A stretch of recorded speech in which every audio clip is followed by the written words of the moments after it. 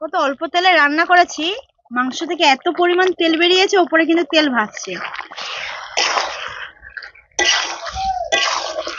অনিকেত, মাংস সিদ্ধ হয়েছে? ভালো হয়েছে তো তরকারি? আচ্ছা, আস্তে আস্তে খেয়ে নাও। নমস্কার বন্ধুরা, জবা ভিলেজ কুকিং চ্যানেলে আপনাদের সকলকে অনেক অনেক স্বাগত জানাই। বন্ধুরা, আজকে আমাদের বাড়িতে কিন্তু অনেকদিন পরে মাংস রান্না হচ্ছে। তার কারণ আমার দুটো ভাগ্না এসছে, বড় ননদের ছেলে, তো সেই জন্যই মাংস রান্না হচ্ছে। আর আজকে মাংসটা কিন্তু কোনো রকম ব্রয়লার বা দেশি মুরগির মাংস নয়, আজকে আমাদের বাড়িতে রান্না হচ্ছে হ্যাচারি মুরগির মাংস, বা অনেকে কিন্তু ক্যালভেন মুরগিও বলে। আর এই মাংসটা কিন্তু ছাল শুদ্ধি খেতেই বেশি ভালো লাগে। এই দেখুন, ছালগুলো কিন্তু রেখেছে, আর এই যা চর্বি হয়েছে দারুণ টেস্ট হবে, কিন্তু খাসির মাংসের মতোই কিন্তু টেস্ট হয়। তো চলুন, আমি আজকে এই মাংসটা রান্না করব, কিভাবে রান্না করছি সেটা আজকে আপনাদের সাথে আমি শেয়ার করব।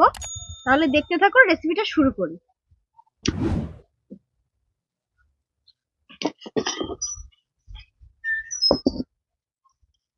বন্ধুরা, উনুন জ্বালিয়ে কিন্তু আমি কড়াই বসিয়ে নিয়েছি। এবার আমি কড়াইয়ের মধ্যে দিয়ে দেবো সরষের তেল। তেল গরম হয়ে গেছে, এবার প্রথমেই আমি আলুটা তেলে দিয়ে ভেজে নেব। দিয়ে দিচ্ছি সামান্য একটু লবণ, সামান্য একটু হলুদ গুঁড়ো, হালকা করে একটু ভেজে নিব।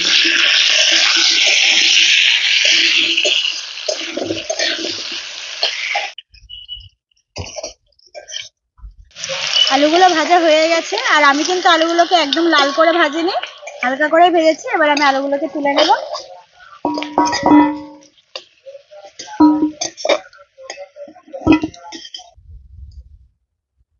এবার রান্নাটা আমি শুরু করব, তাই ওই একই কড়াতে আরো একটু তেল আমি দিয়ে দিচ্ছি। বন্ধুরা, আজকের রান্নাটাতে কিন্তু আমি তেল অল্প ব্যবহার করছি, কারণ আপনারা তো দেখলেন মাংসতে কিন্তু ছালও আছে আর চর্বিও কিন্তু অনেকটাই আছে। তো মাংস যখন কষবো এমনিই কিন্তু তেল বেরিয়ে আসবে। তেল গরম হয়ে গেছে, ফোড়নে দিয়ে দিচ্ছি একটা তেজপাতা, গোটা জিরে আর গোটা গরম মশলা।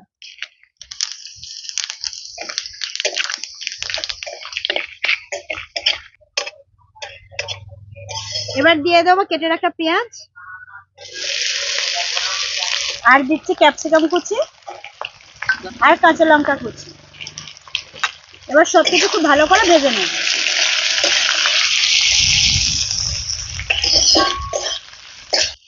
বন্ধুরা, এখানে আমি অল্প একটু লবণ দিয়ে দিচ্ছি, তার জন্য কিন্তু পেঁয়াজ আর ক্যাপসিকামটা কিন্তু খুব তাড়াতাড়ি গলে যাবে।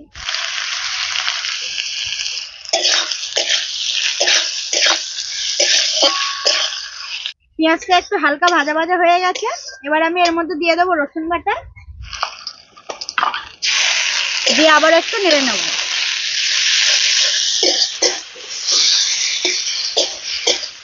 এবার দিয়ে দেবো আদা বাটা, আবার একটু নেড়ে নেবো যতক্ষণ না কাঁচা গন্ধটা যাচ্ছে আদা। আদা রসুনটা দিয়ে খুব ভালোভাবে কষিয়ে নিয়েছি। এবার আমি এর মধ্যে কিছু মশলা গুঁড়ো দিয়ে দেবো। দিয়ে দেবো টমেটো কুচি, ধনে গুঁড়ো, জিরে গুঁড়ো, গুঁড়ো লঙ্কা, কাশ্মীরি লঙ্কার গুঁড়ো একটু কালারের জন্য দিয়ে দিচ্ছি, হলুদ গুঁড়ো, অল্প একটু দিয়ে দিচ্ছি ধনেপাতা কুচি, আর দিয়ে দিচ্ছি সামান্য একটু লবণ। আগে কিন্তু লবণ দিয়েছিলাম, সেই জন্য অল্প একটু দিয়ে দিচ্ছি এখন। এবার সবকিছু কষিয়ে নেব।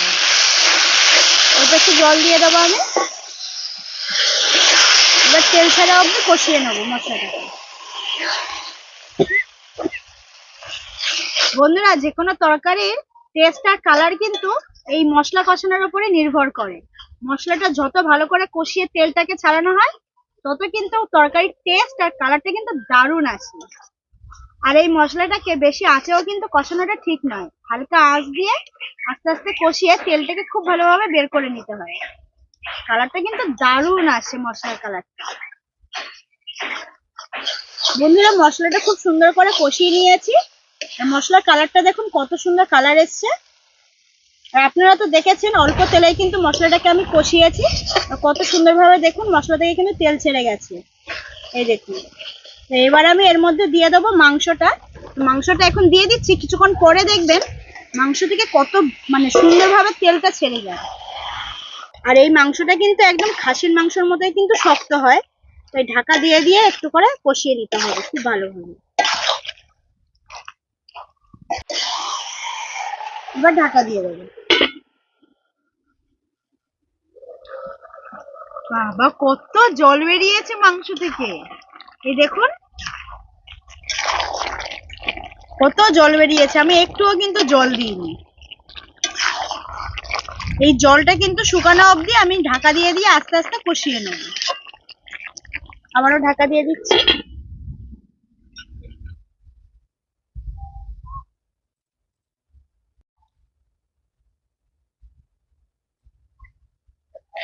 বন্ধুরা ঢাকা দিয়ে দিয়ে কিন্তু মাংসটাকে খুব ভালোভাবে কষিয়ে নিয়েছি। আর দেখুন জলটা কিন্তু পুরো শুকিয়ে গিয়ে তেল ছেড়ে এসছে, কতটা তেল বেরিয়েছে দেখুন, আর কালারটা কত সুন্দর এসছে দেখুন, একদম চকচক করছে। তো এবার এর মধ্যে আমি দিয়ে দেবো টক দই। টক দই আমি একটু ফেটিয়ে নিয়েছি, আর দিয়ে দিচ্ছি সামান্য একটু লবণ। এবার এটাকে আমি 1 থেকে 2 মিনিট মতো আরো একটু কষিয়ে নেব।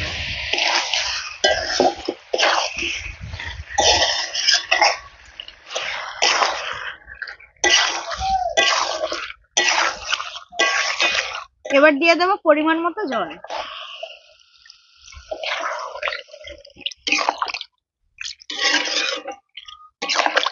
আর দিয়ে দিচ্ছি ভেজে রাখা আলু। এবার তরকারিটাকে ঢাকা দিয়ে খুব ভালোভাবে ফুটিয়ে নেব।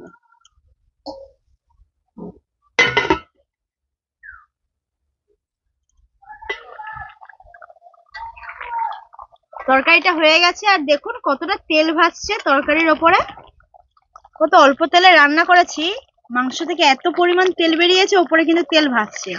তো এবার আমি এর মধ্যে দিয়ে দেবো ধনেপাতা কুচি, আর সবশেষে দিয়ে দিচ্ছি গরম মশলা গুঁড়ো।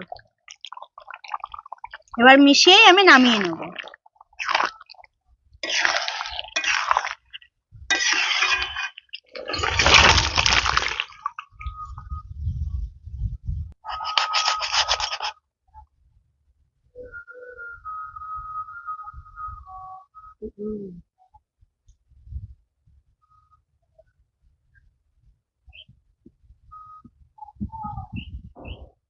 বন্ধুরা তরকারিটা নামিয়ে আমার ভাগনাদেরকে আমি খেতে বসিয়ে দিয়েছি, এবার আমি তরকারিটা দিয়ে দেবো।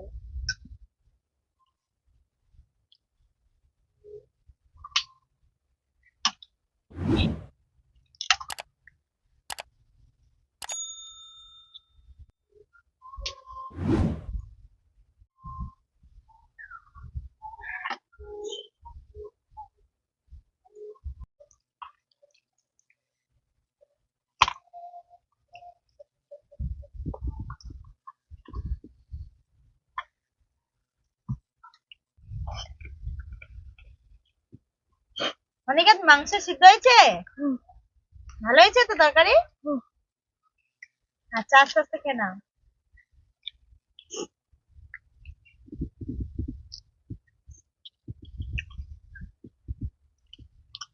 মামিমা মাংসটা সিদ্ধ হয়েছে ভালো। তরকারি ভালো হয়েছে? রিঙ্কু বাবু তরকারি কেমন হয়েছে? ভালো হয়েছে। ভালো হয়েছে। তো বন্ধুরা এই জন্যই কিন্তু আমি মাংসটাকে অল্প আঁচে অনেকক্ষণ ধরে কষিয়েছি, যাতে মাংসটা খুব ভালোভাবে সিদ্ধ হয়ে যায়, কারণ এইরকম মাংসগুলো কিন্তু সিদ্ধ হতে দেরি হয় আর অনেকটা শক্ত হয়।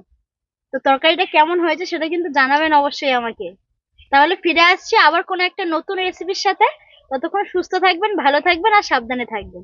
আজকের মতো টাটা।